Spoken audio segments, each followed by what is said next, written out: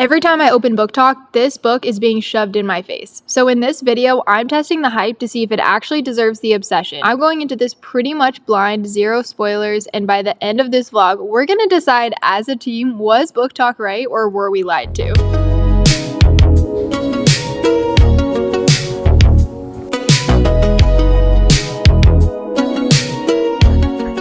Yeah.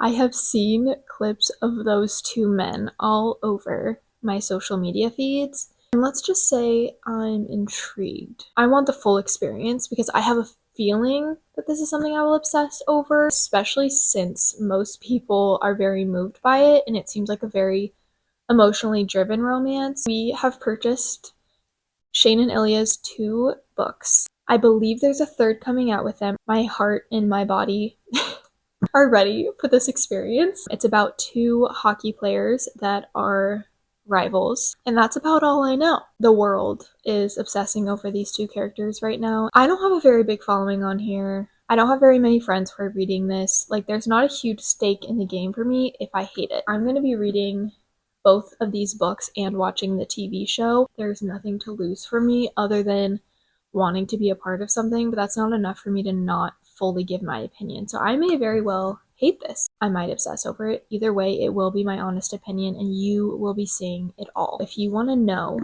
what the real scoop is on this book from a romance reader that doesn't typically like books that are purely spice with no plot and no emotional development, I need to yearn. I need to be emotionally attached to the characters. I need there to be some sort of difficulty or grief that the characters are going through. I'm pretty harsh on romance books. I rate them a lot harsher than any other genre that I read. Let's get into it. We're going to start with Heated Rivalry, obviously. Will I gain 2 new gay book boyfriends? Possibly. And I really hope so.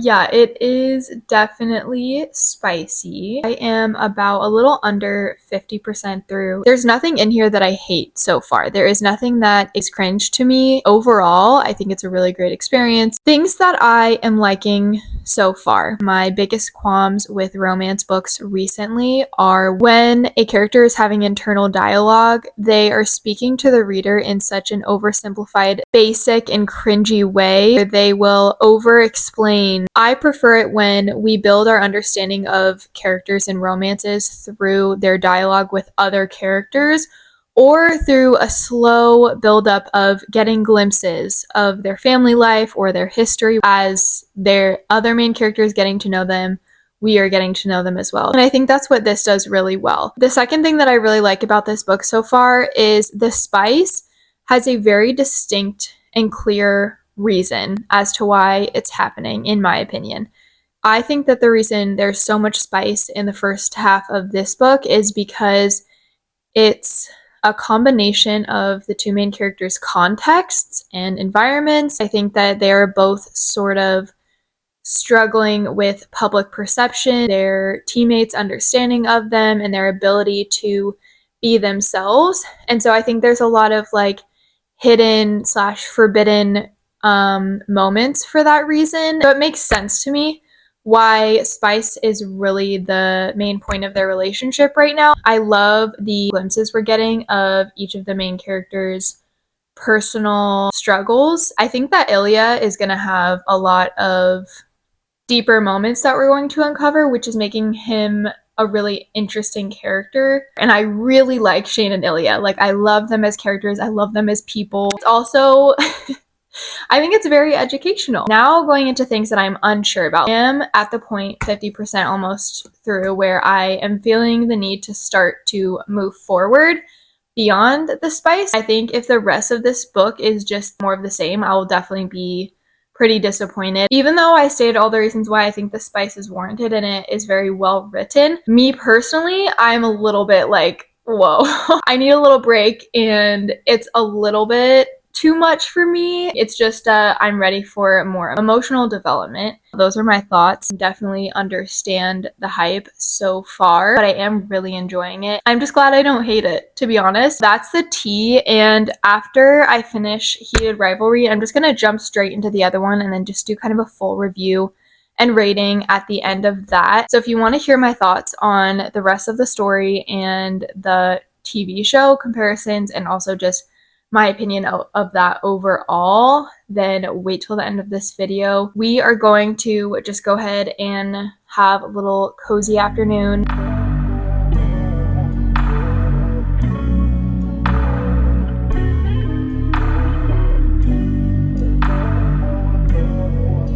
One of the things that I have seen so much on social media is something about the cottage, and I just had the first mention of it. I am so giddy to understand what going to the cottage means. I want to go to the cottage.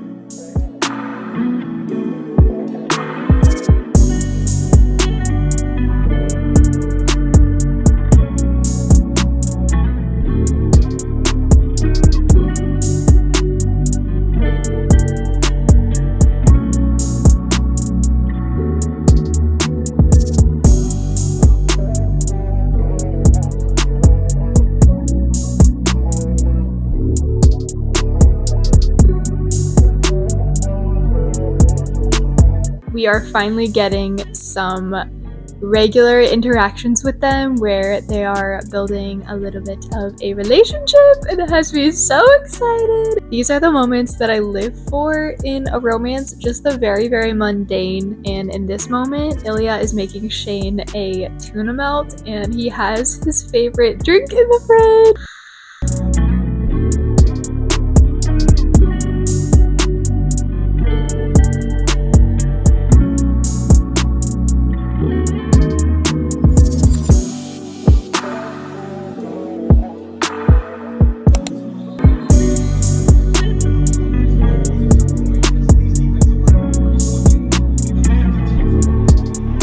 We are 50% through the long game, which is book 2 for Shane and Ilya. I'm really enjoying it. I think that it's giving everything I wanted it to give, exploring more of their emotional development, having more mundane moments. There's definitely significantly less spice in this book, though don't take that to mean there's very little spice. More spice than any other romance book that I have read. It's not feeling as overwhelming as the first book. Once again, the spice scenes are warranted because, without going into spoilers, Shane and Ilya are experiencing some long distance type of issues, and they're going several weeks between seeing each other. Like any healthy, normal couple, when you get back together, you want to connect in every way possible. That makes sense, and it doesn't bother me. It explores a lot of themes about mental health and friendship and family and having a support system. There's a lot of interesting themes in there that keep it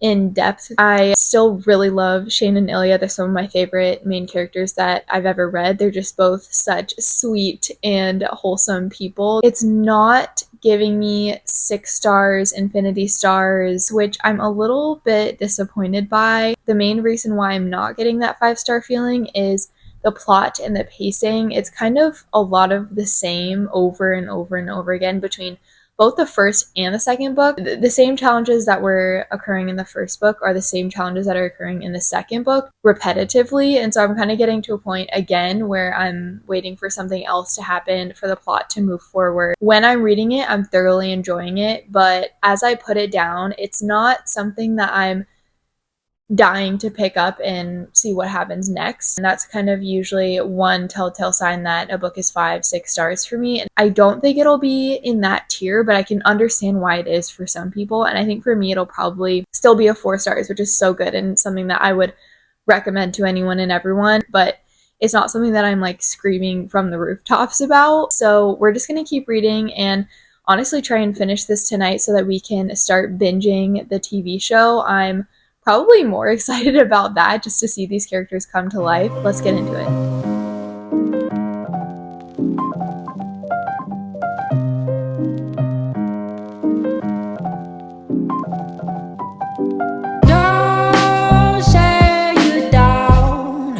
You gotta stand up and fight. Got to stand up. Don't say you down. You gotta stand up and fight. Oh, you got to stand up.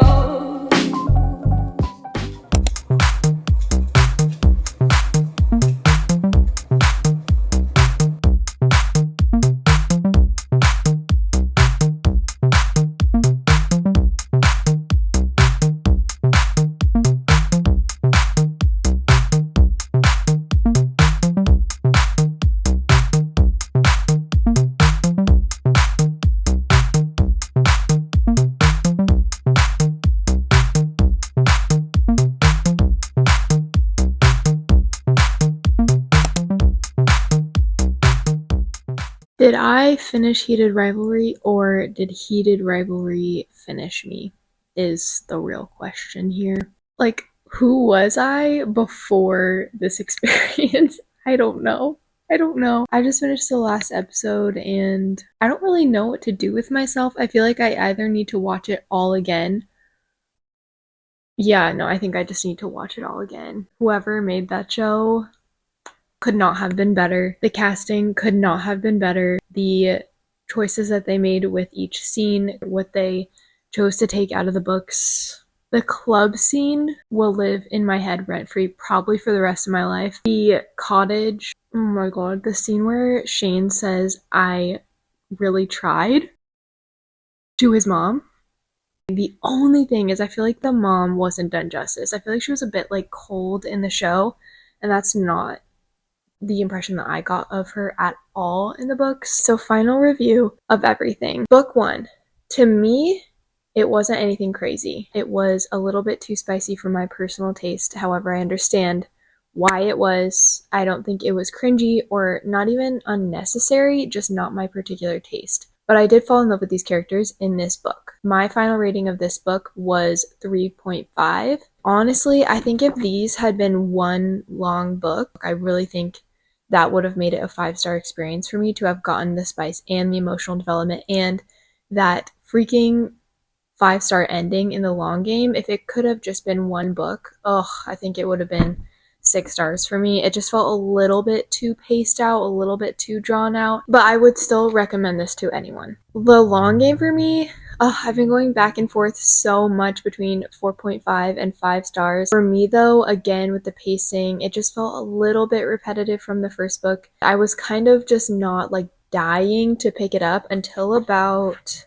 here is when I kind of couldn't put it down and became more obsessed with it. Yeah, so about 150 pages left of the long game is when I could not put it down. I was getting those 5-6 star feelings, and so I was debating it so much, but I just feel like, I don't know, if I'm having to think about it, it's probably not. So I'm going to leave it at 4.5 stars. Overall, a 4-star series. The TV show, that's like one of my favorite shows, top of all time now. I'm dying for the next season to come out. I'm so happy they're continuing on with it. And we get a 3rd book, which I will be reading. So I'm really excited for that. I need more. I need more. 6 stars. 10 out of 10. Will never recover. Will always live in my head rent-free. Mind blown. The books enriched the show for me, and the show enriched the books. Like the show almost made me want to go back and give both of these a 5-star because it meant so much to me, and seeing them on screen was just, it made this whole experience like that much better. If you haven't, you're so lucky out there. I envy that you haven't seen it yet. It's so special to me. These characters are real to me. They're real out there somewhere in Canada. That's my final kind of overall rating. It was such a good experience. I think my conclusion is that it is not overhyped. Some aspects of it are. The second book I think deserves the hype. The show, without a shadow of a doubt in my mind, deserves the hype. Go watch it. Bring yourself some much needed joy in this freaking climate that we're in. This was the escape that I needed. I'm so glad I had this experience. Like, even if it's not like 5-6 stars infinity for you, that's my opinion. I hope you enjoyed this video. One of the best starts to the year, honestly. It gives me so much joy and it gets me so excited for all of the shows, the movies that are going to be coming out for us book people. The future is so bright. If you take anything from it, watch the show, but I think you should read them or at least listen to them as well. And yeah, what a fun video. Bye.